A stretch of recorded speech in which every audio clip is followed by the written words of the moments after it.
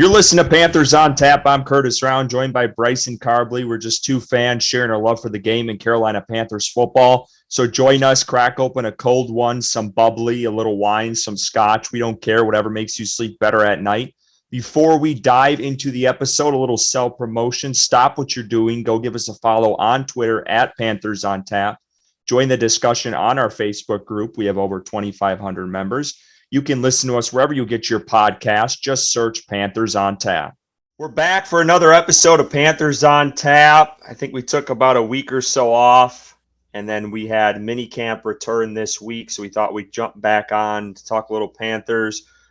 Since the last time we talked, the Panthers dropped their first episode of Blueprint.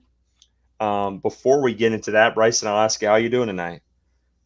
Good, man. Dragging on through the off season. I'm really missing football at like this point in time when it's just baseball on, even though I am watching my Tar Heels, getting into a little bit of baseball because of them.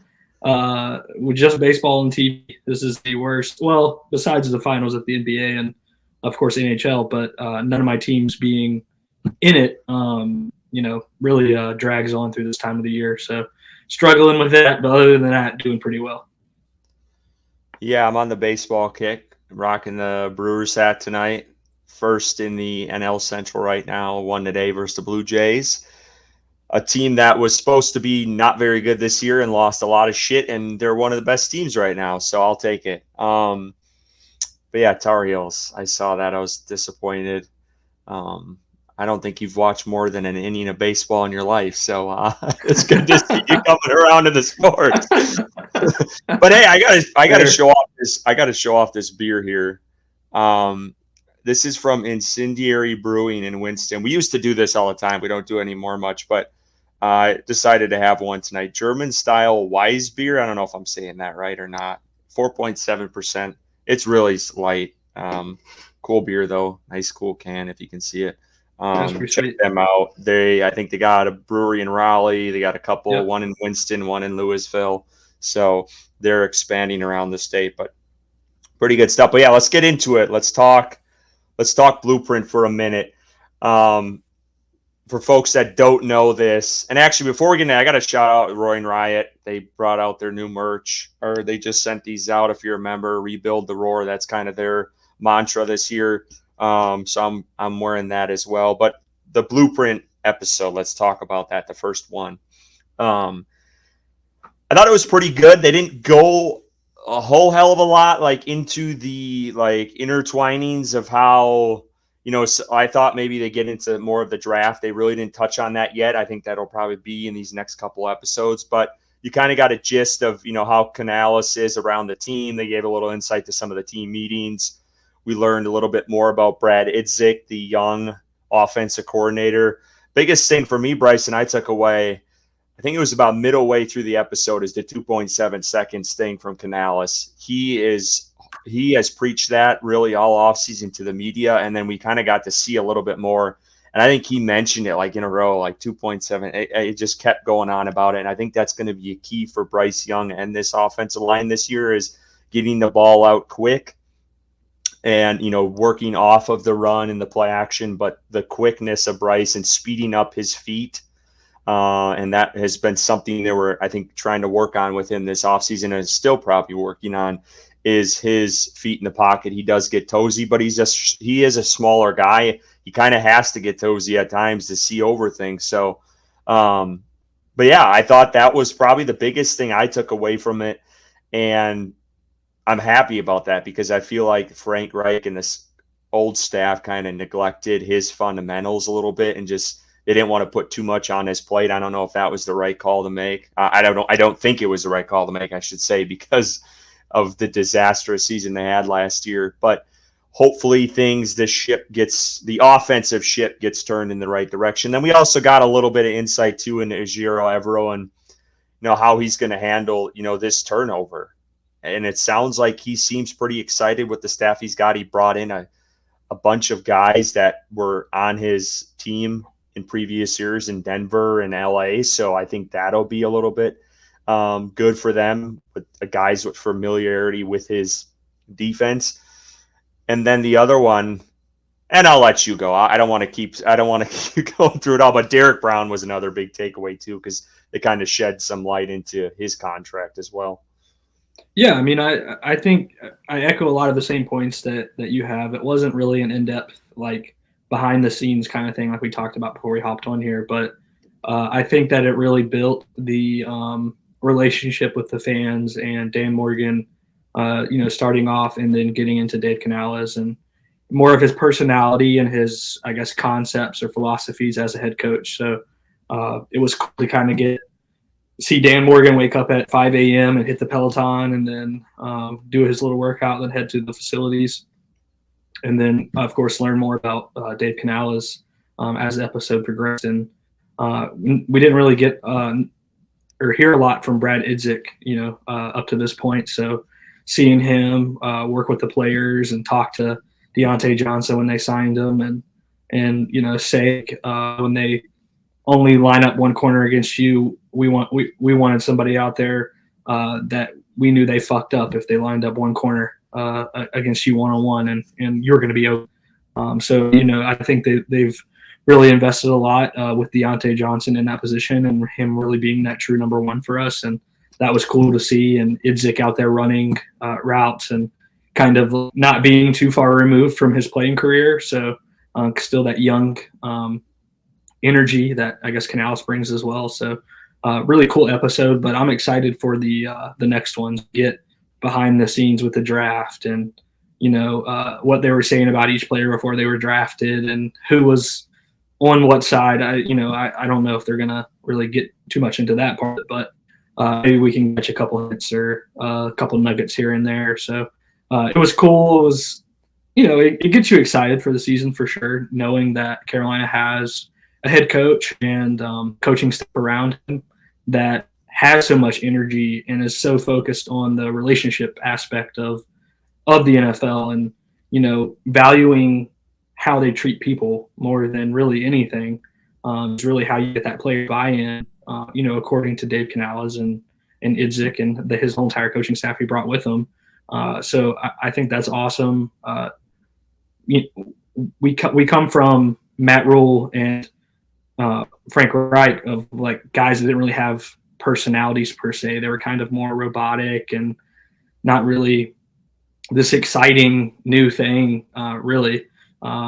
Especially Frank Reich, more of a robot than a lot of coaches. But it's just a change of pace with Dave Canales. It's refreshing to hear him talk about like the 2.7 that you mentioned and really be like so clear on what he wants. Like he knows what he wants. He's going to communicate that and he's going to expect that from you. And he's going to be so straightforward about, yeah, you're doing that or no, you're not doing that. And he's going to coach you, which I think is a lot different from what we've had. So it was cool to see all that, but I'm excited for future ones for sure. Yeah, and you've jogged my memory a little bit more too with some of the stuff you mentioned, but I think communication with this staff is key.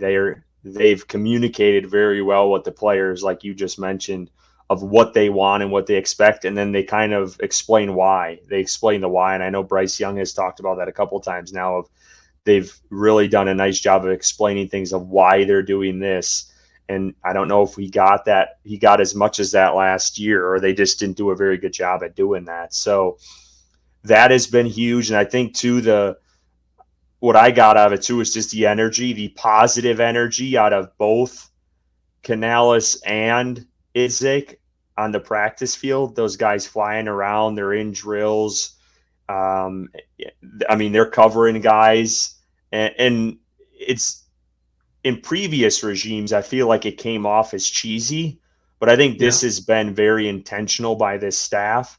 And I think players are really feeding into it and buying into it. And that's kind of what they're slowly trying to build of this new culture for this team. So I think that's really important. And that was probably the big things. And you're still going to get guys that are fiery. I think in the episode, Evero yelled at someone. I don't know what it was really in reference to.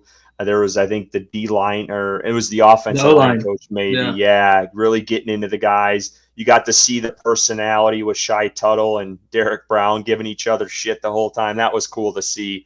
So you get to see some of those funny interactions there. I thought those guys were hilarious at points in that episode too. So there was a lot to unpack there. It's just trying to get the cobwebs out of the live. I seriously watched it twice and I still can't remember half the shit. But I thought it was. I like what they do with it. Go ahead. Yeah, for sure. I was going to say one. You reminded me one comment of what Derek Brown said to Shy Tuttle about Shy Tuttle being mic'd up, and then Derek Brown was like, they're not going to ask you to be mic'd up again, and Shy Tuttle was like, why is that? He said, because your fat ass was breathing too hard, they couldn't hear anything. So that shit was so funny to me. Oh man, I like that relationship, that camaraderie that they have. Adding Ashawn Robinson to that room. I think that's a solid D tackle room. Tuttle probably has been a little disappointed to this point, but maybe with new coaches around him and continued, confidence in this system, I think that we'll eventually see what we kind of expected of him when we signed him. So yeah, it's exciting all around with the vibes, with what we saw from the videos. I think we're heading in the right direction. Let's just hope that it continues to go that way. Well, yeah, and we've been talking about it. We get to finally see. I mean, we saw some of this last year with what they did too in the social media team, but you get to see more of these guys' personalities when they're in the meeting rooms on the practice field. So it's like a mini Hard Knocks type thing. So I love all the content we can get, especially in the slow off season. So we'll take it and we'll talk about the next episodes as they come out. But let's get into minicamp. Mandatory minicamp. This was really the telltale sign to see what guys show up. What do they kind of got? Obviously, they don't have pads on. They can't put the pads on, but you kind of get, are guys retaining information they're told the day before? Are they getting out of huddles clean? Are they limiting the flags? Are they lining up right? Are they communicating on offense and defense? So this is the real time where you really start to build your identity slowly through this process, and that'll obviously ramp up as we get into training camp. But I want to start with really the start of yesterday. Obviously, things happened today, but I want to start with yesterday's stuff and some of the things that Canales said. Obviously, yesterday when we came in, the big question mark was going to be, is Eddie Pinheiro going to show up? We're into this quote-unquote kicker competition that I didn't know we were going to be talking about this offseason, but here we are. So Eddie didn't show up for voluntary practices and OTAs. It sounded like it was some sort of contract dispute. He's like one of the tail end contracts in the NFL for kickers, but he's top 3 in accuracy. You can take the accuracy how you want. You can look at it as, the guy doesn't take many deep kicks ever, so he should have pretty good numbers. But nevertheless, he still got top 3 in the NFL right now. So he finally showed up. But that first day, Bryson was weird. He didn't kick. He was he just kind of was there. And, Eddie, we'll talk about him a little bit more in a little bit here of what transpired today. But that was a little strange to me off the top. Obviously, Harrison, thicker kicker, has had a pretty good OTAs from what we know, and in team drills, hasn't really missed much, has been kicking some 55 plus and 60-yard field goals and making them, which Panthers really haven't had a leg like that since, the guy that's flipped around a couple teams in Washington. That's Joey Sly. Thank you, Joey Sly. Name was escaping me there. And then prior to that, we all know about Harrison Butker, where Carolina went with Gano that year. They cut the rookie. He goes to Kansas City Chiefs and has made a hell of a career for himself. So, yeah, that's kind of the kicker battle. We'll talk about it here in a little bit, but I just wanted to mention a couple observations. This D-line, or this, you talked about D-line, this edge rusher room, that is my biggest concern right now for this team, and I get it. I understand they have Jadeveon Clowney, but I tweeted that list out the other day behind him. I mean, they got DJ Wanham still nursing an injury from his, I believe it was a shoulder maybe from last year that he injured. I can't remember exactly, but he's coming off of an injury that was pretty serious last year. So they're kind of holding him off out of camp. He hasn't really practiced. I'm still trying to find this list I just tweeted out. But Here it is. So he's still rehabbing. We had DJ Johnson go on a cart first day of minicamp, which we know everyone has been all over this draft pick and how bad it was and how big of a reach it was. And the guy hasn't produced. He's older than hell coming into the NFL. No, so he's sidelined. It sounds like they missed a pretty big, or it wasn't a serious injury from yesterday. You got Chase on. Not a fan of the signing. I know there was some out there that thought maybe he could, bounce back from his days in Jacksonville. He just showed up to camp starting yesterday. A guy who needs to step up, going into his second contract, his second contract off his rookie deal. Then you got Barno, who's nursing an ACL, and then you also have Leota and Luigi, as I call him. I don't know how they would call him Luigi, but like one of those guys is injured too. He's coming off of an injury, and that was mentioned today. That was Leota. He's got a calf strain. So a lot of these guys are being held out right now, and it's all it really is Clowney, and thank goodness he's showing up for him being kind of a older veteran, 30 plus years old, and he's coming to some of these things, and you see guys across the league that'll miss. But that room, dude, I mean, I hate to harp on the Brian Burns shit, and I get it. They got a lot, or not a lot, but they got a decent amount back for him. They still should have got a first round pick. I'll never let that go. It is what it is. But this room, I mean, I don't think people realize that this is going to be a tough uphill battle for them right out of the gate. And we're not even in training camp yet. And I get it. We should pump the brakes. It's June, but this room looks like shit. It really does, dude. What do you think of this the edge rushers? Yeah, I mean, it's definitely probably the biggest. Am I overreacting? Am I overreacting a little bit? No, I don't think so. I mean, while it is June and most of these people that are injured will be okay by probably training camp, if one of them goes down, God forbid, throughout the season, especially either Wanham or Clowney, both guys that are aging, they're not extremely young compared to rookies or any others across the league that are starting edge defenders. So if one of those guys goes down, we're looking at DJ Johnson starting, and we saw how bad he was last season. It's definitely an area of concern for sure, but I think it kind of lends towards a change in concept of that defense and what Evero really, when you get down into what Evero likes to do back in his Denver days, he likes to play coverage, right? He likes to have a good secondary, make the quarterback hold the ball, and allow time for the pass rushers to get to the quarterback. So you don't really necessarily need that superstar edge defender, Brian Burns, or the guy from Oakland, Max Crosby. Like you don't need someone like that coming off the edge in an Evero style defense when you kind of break it down and get to what he likes to play. So you have good corner play with J.C. Horn, and then maybe they sign Gilmore or Dane Jackson is a good player. They bring in Jordan Fuller, and then they have obviously Xavier Woods.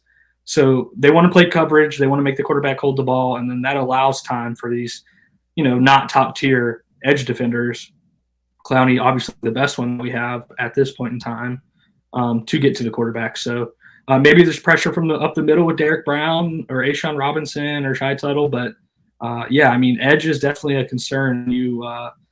If coverage doesn't hold up, and we need someone to get to the quarterback quickly, that's definitely going to be an area of concern, weakness for this defense, because I don't think that's really easily done as we sit with the roster as it's constructed right now. So, again, if someone goes down with an injury, we're looking at guys that shouldn't be anywhere near a starting lineup starting the edge.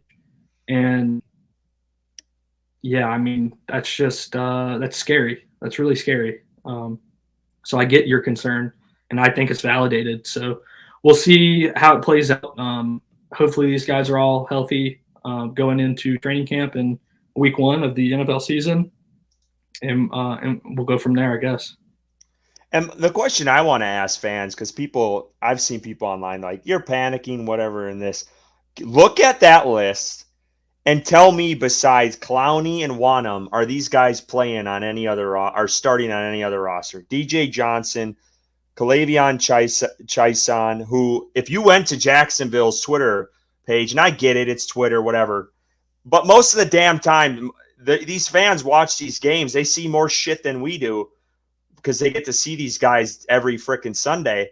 And these fans were dogging this guy the whole freaking year. He was terrible. I mean, none of these guys are starting on any other roster, and one of them might be the day one starter if Wanham doesn't come back. Like this guy, it was, yeah, he's going to be out OTAs. Now he's out minicamp, and now let's hope he's ready for the start of training camp, which it sounds like they're going to ease these guys back in. And actually, no, this was the direct quote today from Canales.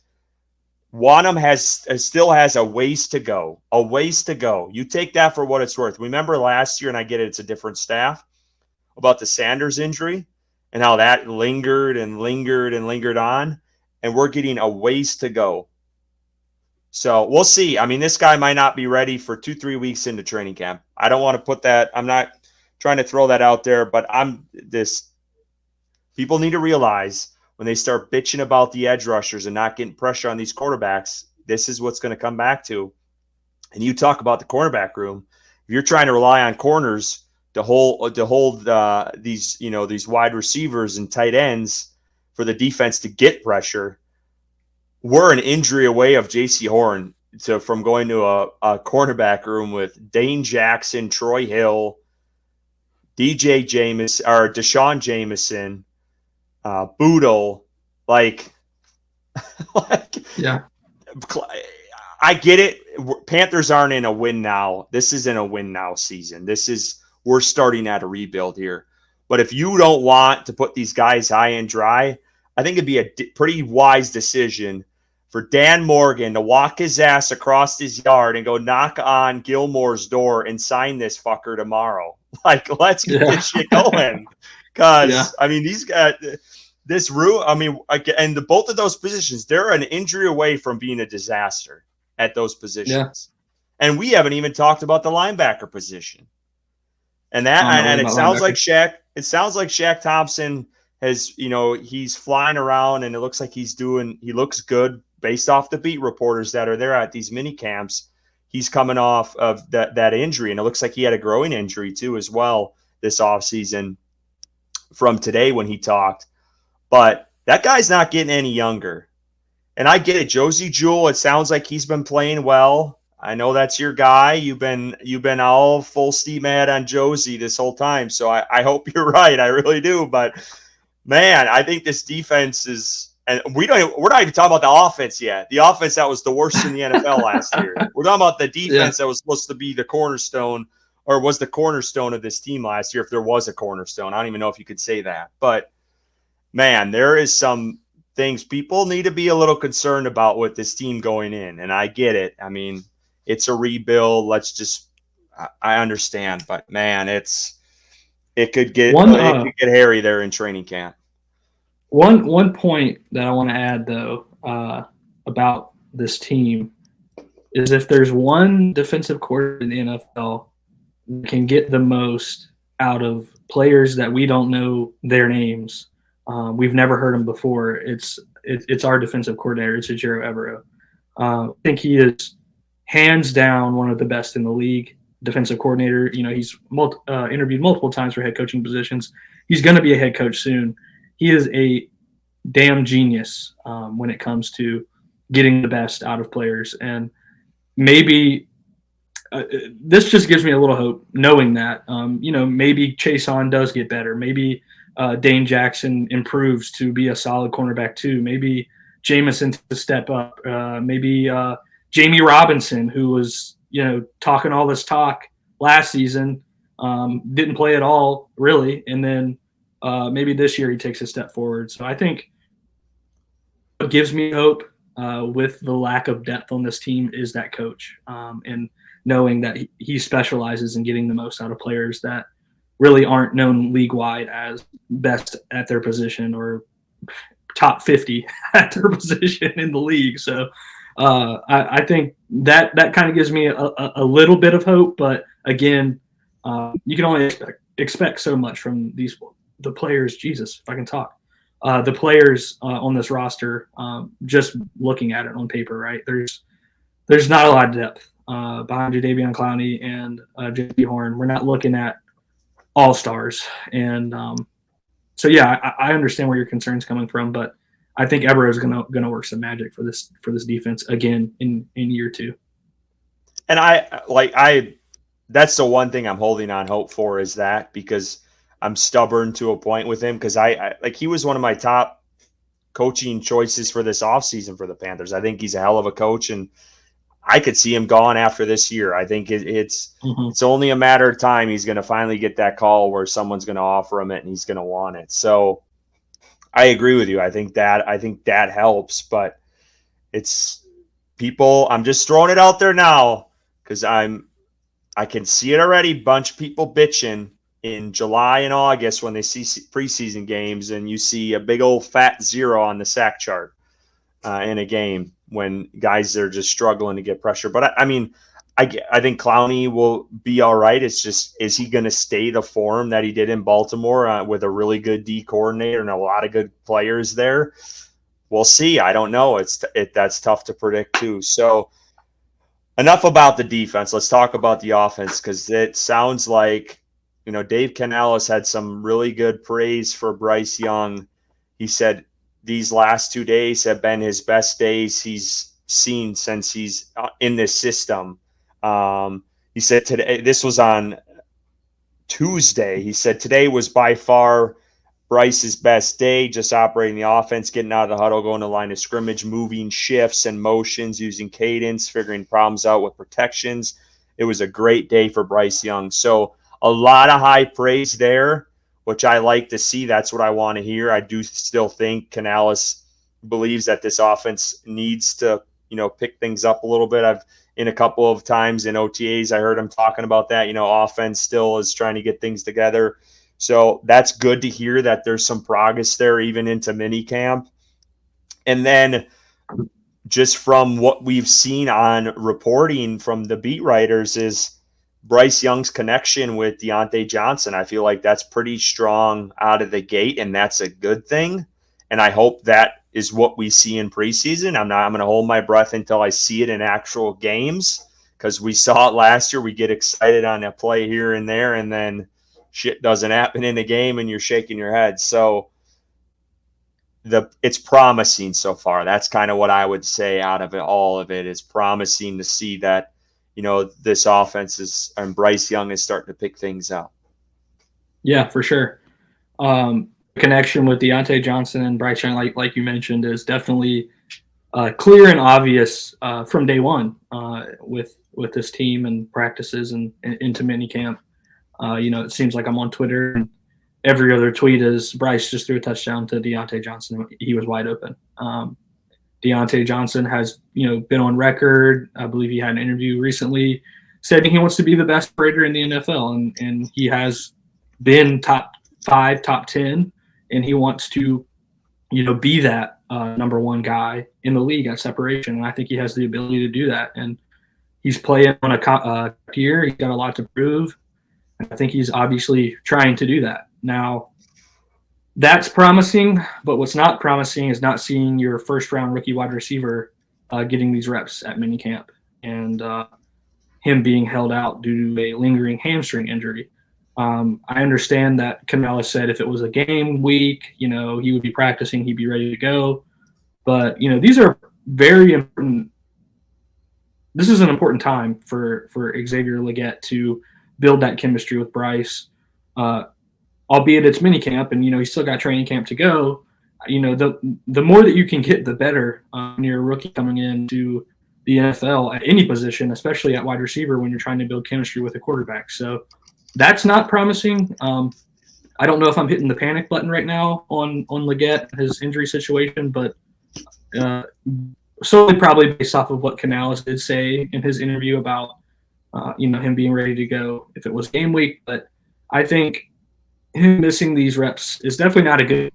It's definitely not something that you're happy about if you're Xavier Legette or you're Bryce Young or fans, because like I mentioned, he is missing valuable time with his quarterback. So It's an area of concern for me, but I do echo what you say about the offense being promising and seeing some of these players. Even Terrace Marshall Jr. is catching a lot of touchdowns from Andy Dalton, it sounds like. So that's cool. Maybe this is Terrace Marshall Jr.'s bounce back season, and he's that guy that we thought or the trajectory he was heading.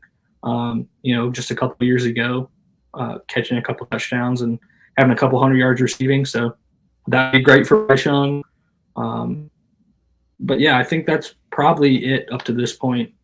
I would love to see. I know Jonathan Brooks is recovering from the ACL. I don't really know how far he is.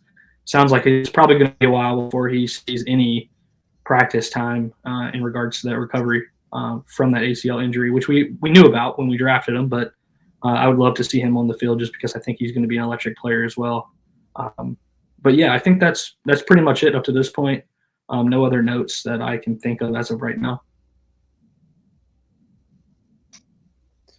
Yeah, on the Leggett situation, I thought Canales had an interesting quote, which doesn't make me too concerned about the injury. I do agree with you. I think him losing reps with Bryce Young right now in practice is vital. I 100% agree with you on that. But it sounds like the injury isn't very severe because Canales said on yesterday that if we were playing a game this week, he'd be practicing and be getting ready for the game. So it sounds like they're being really precautious with it. But I agree, these reps, they're key. I mean, look at the rookie last year, Mingo and Bryce Young. I mean, they struggled all year with connection. They really did. I mean, all the way up until the end. I mean, it seemed like in the end it was starting to pick up a little bit, but I mean, there was so many times where it was just a miscue, or Mingo was thinking one way and Bryce thought, and like you could definitely tell that there wasn't any there was struggle there to find a spark between them at times. So I do think it's important. I think Leggett, hopefully he'll be ready for the start of camp. I'm assuming he will be, and hopefully he kind of I get he's got to practice too and get in shape and stay in shape, but hopefully he's limiting some of his stuff too. I know he likes to work out with the Route God, I think is his name. Yeah. I follow him on Twitter, and I always see Leggett, highlight tapes of him doing, practice with him and a lot of the wideouts with Tank Dell and stuff. So I hope that's a little bit of limited if he is coming. He's got some soreness or tightness there in his hamstring. So hopefully, that subsides and he'll be ready to go full for camp, because that's what they really need. And they're really hoping a lot. I mean, they traded up. I know it was a minimal trade up. It wasn't very far, but they traded up for this guy. They need him to, establish that connection early with Bryce Young and get rolling, because I think it's going to be vital for this team offensively. So I agree with you there. I think him missing these reps, that could play a role. You need these reps, especially in practices, because it's limited at times too. So that's enough about Canales and what kind of his takeaways. I wanted to talk about Clown. I know we're kind of bouncing around. I guess we'll stick to Deontay Johnson a little bit here, but he had a couple of quotes that I pulled out from his presser yesterday that I thought was interesting. He mentioned players feeding off of Canales' energy. You kind of get that. You get a sense of that from the blueprint, like we talked about off the top. But I thought that was kind of telling from a guy who's had some issues in Pittsburgh, within the team itself. And to see that buy-in from him, I feel like he's just from an outside. I don't know a lot about this guy coming in. So I'm just it almost seems like he seems more humble than I expected out of Deontay Johnson. It seems like he's a quieter dude as well. I don't know how he is on the field, but he mentioned Canales' energy, and I thought that was pretty important. And then he talked about Bryce Young and how he's down to earth, and he said their relationship is growing every day. Called him a great leader. He said when he is talking, everyone's got their eyes on him. And then he said he talks a lot. So I don't know if that's like talking trash or what, but kind of different perspectives, because Deontay said he talks a lot. And then Clowney came out. This is where I'm going with this, because I wanted to get your perspective. He said, quiet guy, expect bigger things from you when you're a quarterback. We need Bryce's energy. He said, we want to see you believe it. I think he will be okay. He's making plays. He ain't no talker. Now, if you just pull that out and just throw it up on a tweet, you're going to be like, holy shit, this guy's talking shit about his quarterback. But I listened back to that because I saw it kind of taken off on Twitter. And the quote was like, I think he'll be okay. He's making plays. He ain't no talker. And then he went on and said, and I know people don't like this guy, and I don't want to compare him with his off the field shit, but he also mentioned Deshaun Watson wasn't no talker either, and he was a pretty damn good quarterback in Houston when Clowney was there. So he kind of put that in that perspective too. And I think Bryce Young, and we saw this last year, he doesn't showboat a lot. He does it very slightly, and he did it a couple times last year. Obviously, he didn't have much to celebrate. But like we saw moments in certain games where like he was pulling the O-line over and talking to guys. So I feel like Bryce Young does that in ways, and I think Clowney will see that more, whether it's in training camp and then when they get into the games. But he is more a reserved QB, and that's just his style. And I don't think he's going to transform into someone that others want him to be. But I know. I wanted to talk about that a little bit. What did you take away from those comments from both those guys, just on Bryce Young's leadership style?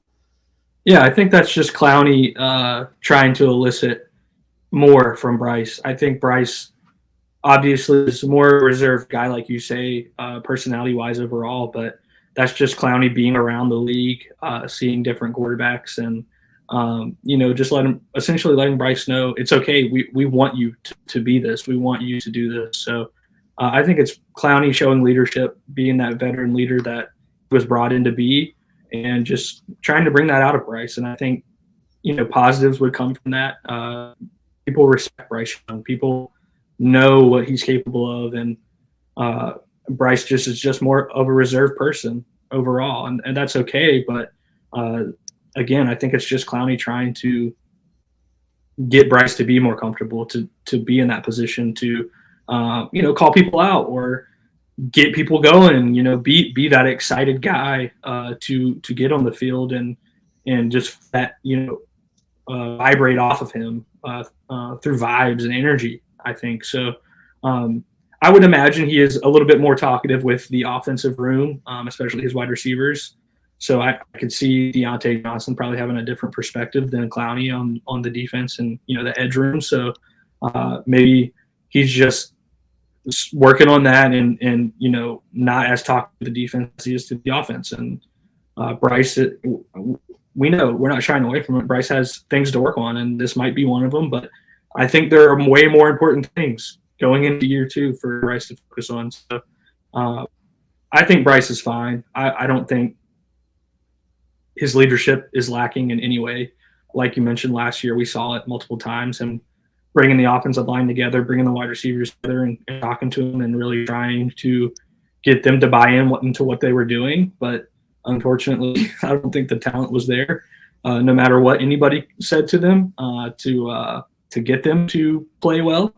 So this year is going to be different, I think. I think obviously Bryce is going to be more comfortable playing quarterback in the NFL and with that locker room being there year 2, really getting his footing under him and just being that person that we all know he can be, and that's a franchise quarterback.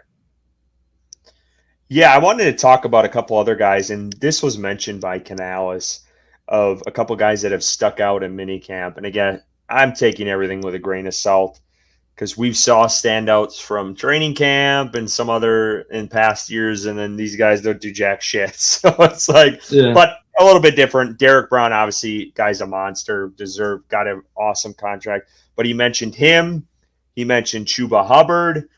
And he mentioned your boy Tommy Tremble as guys who stepped up in minicamp, which I like to hear about Tremble. And I will talk about this later, but here's your tease. That is one guy I think needs to step up and needs to have a pretty big year for this team. I get it. They went out and got a rookie, but I think Tremble, it's his time to shine. I'm tired of hearing every year it's this Notre Dame product. I want to see the numbers. I want to see touchdowns. I want to see yards. Let's make it happen this year.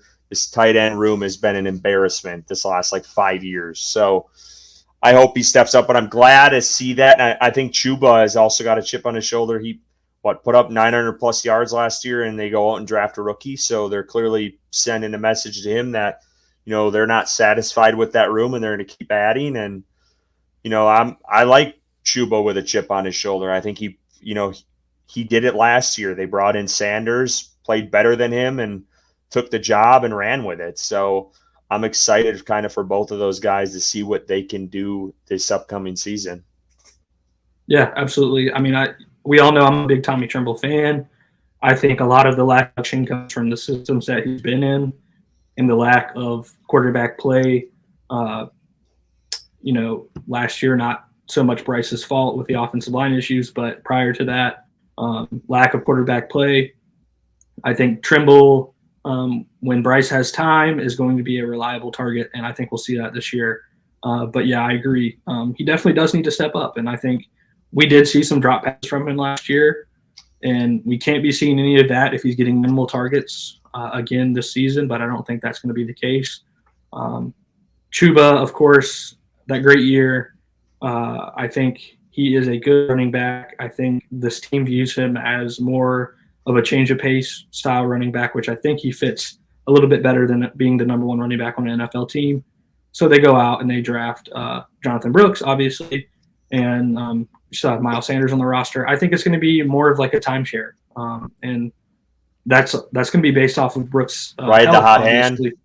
Yeah, ride the hot hand, and I think that's probably going to be way they go because they're going to be running the ball a lot, and they're going to want to rotate these guys to keep them fresh. So that'll probably be the way they go about that. All right, there was a couple other things I wanted to mention before we get to kickers because we'll get to the kicker talk. That's what it seems like everyone has been talking about. I'm just making sure I didn't miss anything. I know there was a couple other things. You talked about it. You touched on it a little bit. It sounds like TMJ has had a pretty good mini camp. A lot of the times what I'm seeing is he's hooking up with Andy Dalton. So we'll see if, he gets some opportunities with Bryce Young, but that guy has been really has been on the outs. And he got some opportunities under Matt Rule, and then Frank Reich really he didn't play. I mean, Frank Reich's offense and what he did last year needs to be studied because the shit wasn't working. He still wasn't rotating guys. Like, fuck it, I'm just running these three guys out here and they're gonna figure it out. Like, it's crazy what he did last year. But so that was one of the notes I thought was worth mentioning. I know there was one other thing that's escaping me.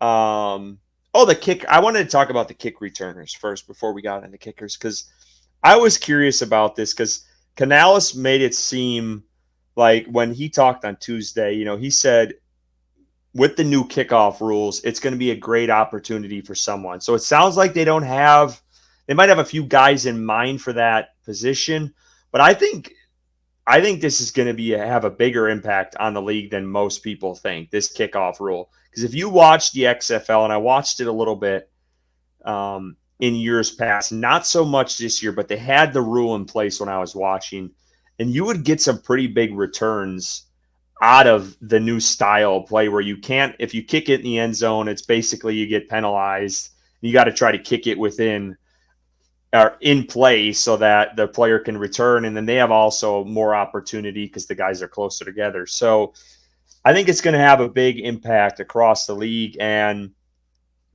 Mike Kay, he had tweeted this out today about, guys who were returning kicks in minicamp. And I'm just trying to find this list here quick because I wanted to talk about this or just at least touch on it for a second. But it sounded like Amir Smith-Marset was in there. Deontay Johnson was returning kicks, which I thought was interesting. And we'll see if that continues. David Moore, Jaden Sheridan. Deshaun Jameson was the one I pointed out I thought was intriguing because I would look back. He returned kicks at Texas in college, the cornerback. And he was ranked fourth best at the university's history in kick returns. He had 54 and he had over 1,000 yards return yards, which is the fourth most ever in the school's history. So he might be one to watch for that position. And then I think Blackshear too, obviously. But I don't know what it is. Smith Marset, he's just, you never know what's going to happen with the ball in his hands. Like, he can rip one off, and that's what I like so much about him. Is I think that's where he's going to find a spot really on this roster, is in there. And I mean, I like for him to get opportunities in that wide receiver room, but that room is so damn deep right now. We'll see what happens with injuries and stuff, but I think he's electric. But the Jameson thing is intriguing because Canales mentioned, there was some corners that he liked and that they were looking at for that return spot. He also mentioned some running backs, obviously Blackshear, and I think he's kind of been on the outs as far as that room goes in the physical running back position group. But yeah, I just curious, is there any guys you're pulling for? Oh, Mike Boone is another one. Not really sure much about him, but those were like the 5 or 6 that were taking kickoffs. No, I agree. I like Amir Smith-Marset a lot. I agree. I think he needs more reps at wide receiver as well. But, I think in college he was the best kick returner in the country when he was at Iowa returning kicks. So I think he's got that. And we saw it last season with the punt return versus the Bears. He's got that explosive tick in him. Like he has the ball in his hands. He can make things happen. I really like him back there. I really like Blackshear as well. Blackshear showed last year he was one of the best kick returners in the NFL, yardage-wise. And then James is interesting. I knew he returned kicks, but I didn't know he was so heavily ranked at Texas University for return yardage. So that's interesting for sure. They've got some options, but I think if I had it right now, I would put Amir Smith-Marset as number 1. All right, let's talk about kickers. Well, actually, I just want to give you some flowers here because I saw this and now I reminded Mike K's tweet. He did have an workout ending pick in yesterday's practice. So they ended the team session. He had a pick that ended the session yesterday, Josie Jewell. So yeah. I'll give you your flowers on that one. But let's talk about kickers, because that's really, honestly, it's like kicker watch out here. So Eddie finally shows up. I don't know if you saw his presser today. He did not want to talk about contract at all. He didn't want to talk about his absence at all. It sounds like it's his contract. He mentioned several times that he's third best in accuracy in the league, and I'll pull that up here right now as we're talking about it. Kicker accuracy. And he's behind the greats of Harrison Butker, and then also Justin Tucker in Baltimore. So that's his case. He's like, yeah, I'm third best accuracy, but I mentioned off the top, he doesn't kick many, deep field goals beyond 50 much. It's kind of a coin flip if he's going to make it. And sometimes you're like bracing for it. And I get it. You watch that Atlanta game. That's the one that comes to mind where fans, I think he lost a lot of fans after that game because you missed the extra point that got, brought back because of the DJ Moore penalty, but he still should have made it. It's still a 40-some yard field goal chip shot, make the damn thing. And then you missed the field goal in overtime that was supposed to be a chip shot. So I understand that, and I get it, and I don't hate that the Panthers brought in some guy. Mevis, I finally got his last name down. Harrison Mevis. Thicker kicker, baby. The guy's got a damn leg. He's about 200 and some pounds. He could be probably a fullback or a linebacker. This guy is out here kicking 60-yard bombs, and he's making them. So it's exciting. I don't mind the competition. I know people are like, we're done with – just let him battle it out. Let's see who wins the damn thing, and let's move forward. But I don't know. I think it's interesting. I wanted to pull this thing up. You can go ahead. Yeah, I mean, I don't have a very different opinion than you on the matter, but it's frustrating to have to deal with this, situation going into training camp when we're coming off a 2-15 season, to be talking about a kicker really holding out to get a new contract. You have an undrafted rookie, Harrison Mevis, who's there draining kicks from all reports that we know of.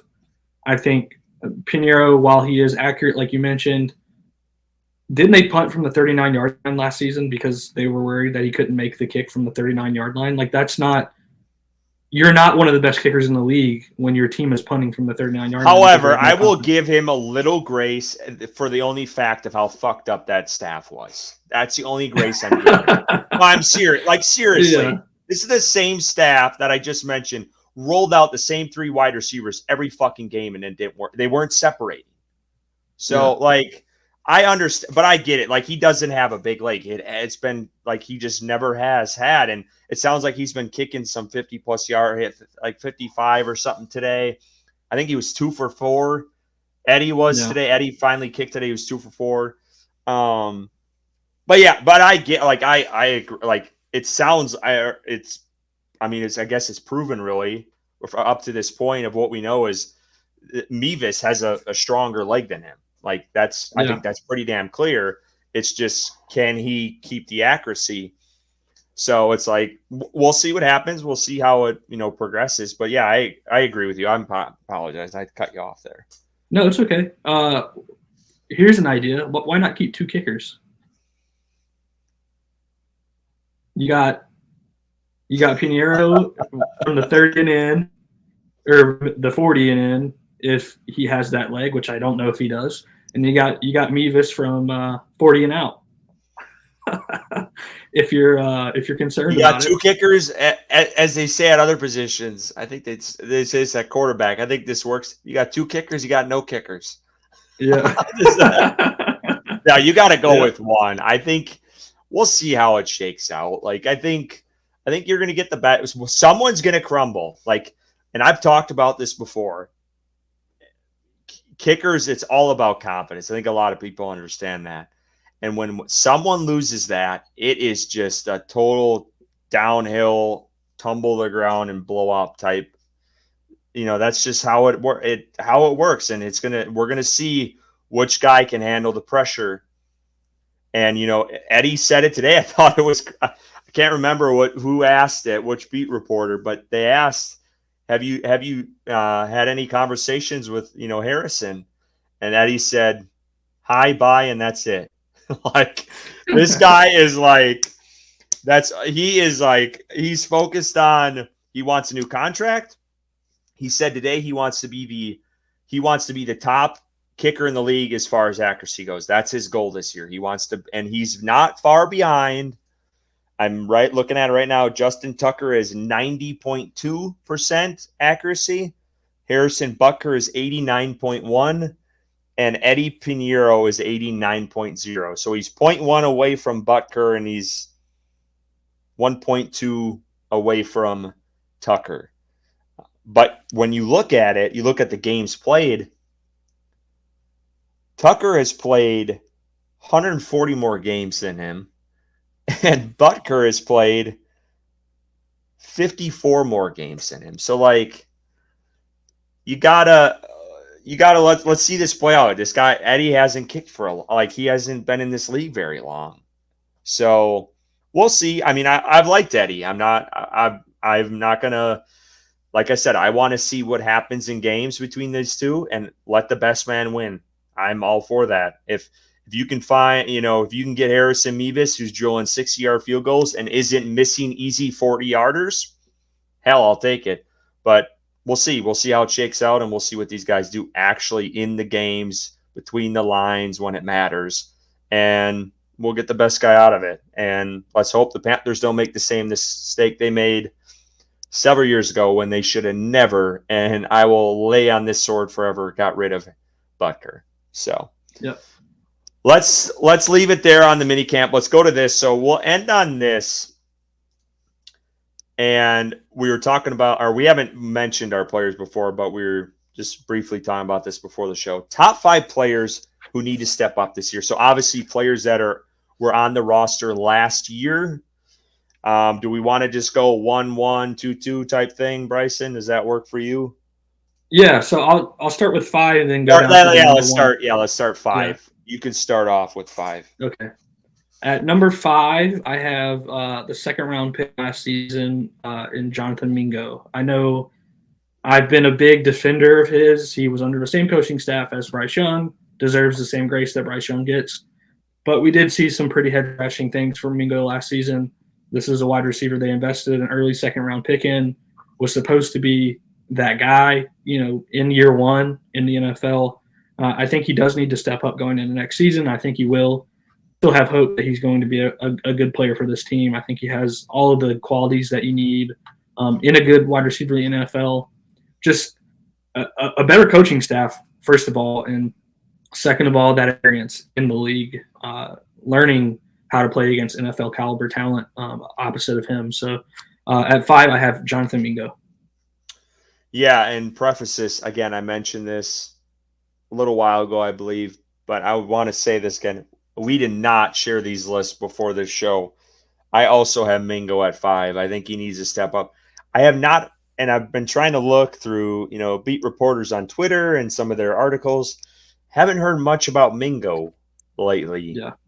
So that concerns me a little bit. Maybe he's just flying under the radar a little bit. I don't know, but thought maybe, this would be the takeoff and a step up from last year and continue his connection with Bryce Young. But yeah, he's my 5 for, players to step up. And I think this is pretty big for him because, obviously they brought in Leggett and then traded for Deontay Johnson. So he's that 4th right now on this roster. And we'll see how things shake out here in training camp. But I put him at 5. I guess I'll go next to 4, and that's Miles Sanders. The contract he was given, $24 million. He was the highest paid running back last year from free agency. The first running back, too, I believe, signed, or one of the only ones last offseason. Had a tumultuous year last year, was awful with injuries and he just did not jive in Frank Reich's offense. And I think his best game was maybe the Seattle one when Andy Dalton was in there, maybe.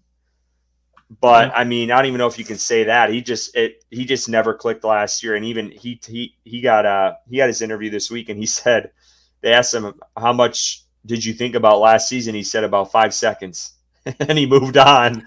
So he definitely, I think he's ready, to take. We'll see what he does this offseason, but it sounds like he's dealing with a heel injury right now. He wasn't practicing at minicamp. He was there, but he wasn't practicing. So they're being cautious with him, but I think he's got a lot to prove. He had a really good season in Philadelphia in front of a really stout and fantastic offensive line for the Eagles, and then came here and just wet the bed and was just terrible. And, they paid him handsomely, and it looks like they have an out after this season, but this guy, I feel like he's on the hot seat this year because and they went out and got Brooks. So yeah, I got Sanders at 4. All right. I have someone at 4 that I guess hasn't been able to step up at no fault of his own, but needs to be on the field. That's J.C. Horn. We talked about it earlier. Has to stay healthy. I understand injuries are out of his control most of the time. But this team needs him on the field. He is one of the best corners in the league when he's on the field. There's no doubt about that. Shut down, lockdown corner. So with that being said, being able to avoid injury, which is, like I said, out of his control, but being on the field and being that player that we know he is for this defense is going to be huge for the team to get wins. Like we talked about, that room is scarce, especially if he goes down. So at 4, I have J.C. Horn. What do you got at 3? At 3, I have my guy. I have Tommy Tremble at 3. I think he's been a victim of a lot of the things I mentioned earlier, bad quarterback play, bad systems. But he's dropped balls. He's not been the best player he can be for sure. I think he has a lot of talent, and I think he has flashed that occasionally since he got to Carolina. But think he can be that tight end one for Bryce Young. And I think that this year is the year that he proves that. So Tommy Tremble, if he does that for this team, is going to be huge, obviously. I think he's just continuing to work, continue to get better in a system now that makes more sense for him, that makes sense really at all, unlike last year. And so, yeah, I got Tremble at 3. I went the injury route here too as well, and I went Austin Corbett. I think this guy, his position and just him as a player is going to be pivotal for this offense, no matter what guards they brought in. And that's the center position for Bryce Young. And, him coming off of 2 major injuries back-to-back years, I think this is like, can this guy make it back to his form pre-injury? We'll see. I don't know. I really don't. And I think this is going to be a telltale sign of, how successful this offense is. And it's going to ride off of him. And, obviously the guards aside of him as well and helping him out. But hasn't played a regular season snap at this position in the NFL, coming off the major injuries. He was solid pre-injury at the guard position, but will that translate over? I think Mike K tweeted this out today that they got him out in space today. He looked really quick, which is good to hear. But again, let's see it in game speed. Let's see how he does. I mean, he's probably got a lot of conditioning to do too, because this guy hasn't played a lot in games these last 2 years. So I feel like this is going to be like I don't know. I'm not going to say that. I'm not going to say the make or break, but I think this is a pivotal year for him and for this offense is going to ride off of the success of him, because I feel like that center position is very crucial for a young quarterback, especially for one that struggled last year. So I'm going to go with Corbett at 3. And then I'm going to stay right on the offensive line at 2, and that's Ike Ekwonu. This is, whether you want to say it or not, I think is a make-or-break season for Ike as a starter at left tackle. I get it. It's a new regime, so maybe he gets another grace year. But the guy struggled mightily last year in what you could say was an offense that did not fit him in his play style and really fit his strengths. And now he's going back to what he was strong at in his rookie year, which is, them, running the ball down teams' throats, not as many pass opportunities, play action, which will give him a little bit more time, quick passes, and he should have a bounce back this year. If he doesn't and he struggles like he did last year, this is another guy where offense is going to look ugly if this guy is giving up what he did, the sacks and pressures he gave last year. So he is at 2 for me, and I really hope he gets back to what he did his rookie season and even better as far as this offense goes. Yeah, agreed. 2 for me is key as well. I think a lot of the success for this team is riding on him at left tackle. They brought in the guy from Green Bay, don't even know how to say his name, to, I guess, provide some competition.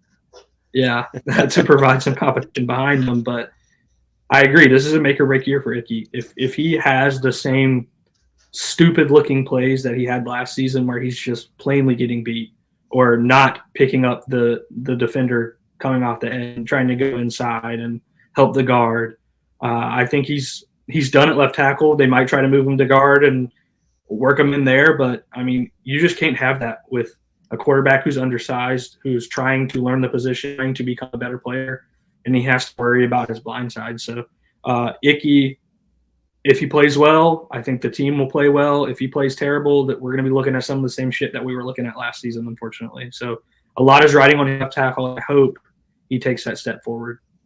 Who's your 1? I think we might have the same 1 for 1. And not to say that I don't think it's going to happen, because I do think it's going to happen, but when you go back and you look at the play last season for Bryce Young, there were times where he could have made a better play. I think a lot of the deep balls, one that sticks out in my head, to Mingo, I think when they were backed up against their own end zone, Mingo was streaking down the field wide open, and Bryce overthrows him. He had a couple of those last season. Of course, a lot of his last year was bad because of that offensive line and the lack of time that he had and the amount of pressure. But year 2, Bryce Young has to be better overall, and I think that he will because he's going to have that improved offensive line, those improved weapons, wide receivers that can actually get open.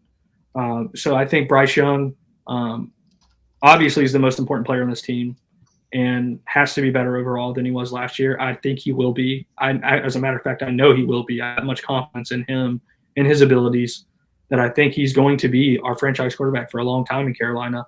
And hopefully last year didn't break him. I don't think it did because of the kind of guy he is mentally and being able to process things in regards to his own mental health, because last year I'm sure caused some trauma, if we're putting it bluntly. But I think Bryce Young, again, most important on the team, has to play better overall, has to hit those deep balls, can't make the interception, the throws that were interceptions. Week 1 last year, we were at the game in Atlanta. He threw, of course, it's his first game in the NFL, so you don't expect a rookie quarterback to be perfect, but 2 interceptions, the same exact player, almost the same exact play. You don't expect to see that year 2 as much. I'm sure there's still going to be mistakes made, but yeah, just Bryce taking that step forward, which I know he will. Yeah, I mean, it's Bryce Young for me too. It's 100%. The guy had arguably the worst rookie QB season in recent memory. And you got to look deeper into that because you're going to get the fucking haters out there. And I'm talking to those pieces of shit right now.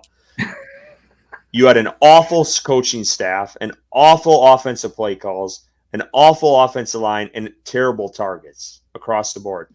But Bryce Young didn't do enough to help himself last year either. There were times where it was the footwork. He was slow. In his dropbacks and toesy at times, and the communication with some of his wide receivers wasn't there. You mentioned the deep balls he had. I felt like times he was hesitant to throw, and that could have all played into the offensive line not trusting them, not trusting his wide receivers to make plays because they were terrible too. But this all piles together, and it's going to fall into the QB2. He obviously needs to step up. It didn't help, the success CJ Stroud had last year. You're comparing him to that. And then also the glimmer of success you saw with Anthony Richardson in Indy before he got hurt. So, he's got a lot riding on this year, whether people want to admit it or not. I'm a big Bryce Young fan. I think he's going to bounce back. I think what he did against Green Bay is what he can do week in and week out. So, and that's what I'm hoping to see this year. And obviously it might not be every game where he's putting up 30 points and, 3-4 touchdowns, but I think he can get to that level where you have a consistency on offense. But yeah, he definitely needs to step up. It was an awful season. There's no doubt about it. I'm not going to sugarcoat it, but I don't think the entire blame falls on his shoulders. There was a lot of pieces that people from outside looking in. Yeah, you look at the stats and say, holy shit, he was awful. But if you weren't watching his games every week, you weren't seeing the only guy open was Adam Thielen, who's 30-plus years old. You didn't see Mingo running out of bounds when all he had to do was stay in when Bryce Young hit him in the hands. There was things. Yeah. There was drops by Tremble. There was drops by Ian Thomas. There was a concussed Hayden Hurst that guy was one of the worst signings last year. I get he had injuries and stuff too, but he didn't do much pre-injury. So... Yeah. There was just a lot of things, and then we talk about the staff. That was it's crazy how people, including me, thought that was going to be a pretty good staff last year, and it was just god-awful. So, again, we'll see what happens. Bryce Young is on his second playbook already, so he's kind of already out behind the 8 ball. If you're comparing them to Richardson and, Stroud, they're second year of their playbooks, but, he's got to step up. There's no doubt about it. I don't think this is a make or break year for him. I think he needs to have I think there needs to be progression. If you want to say that, I don't think he can have a season like he did this past season, but if you're seeing progress with him, you're seeing more touchdowns, more completions, less picks. You mentioned the Atlanta game. I don't think none of us really expected to see that, him to make the same mistake twice in a game. He did a couple times And that's another thing I think he needs to work on too, is these windows are a lot tighter in the NFL. All the players are good. So you gotta make your reads quicker, and you gotta trust that your guys are gonna make plays. I don't think you had a lot of that last year, and I'm hoping, Deontay Johnson, Leggett coming in, that's gonna help them. Obviously the run game too, and the offensive line and stuff. So yeah, I do. I think no doubt. I think Bryce Young should be number one on everyone's, players to step up. I think that's without a doubt. I don't think you can really argue with that. So we're gonna leave it there, I think. We just appreciate everyone for tuning in to the Panthers on Tap podcast. You can catch our episodes wherever you get your podcasts. Go give us a follow on Twitter at Panthers on Tap for all your analysis and breaking news. Please hit that subscribe button on YouTube. We appreciate the follows on all of our platforms. And as always,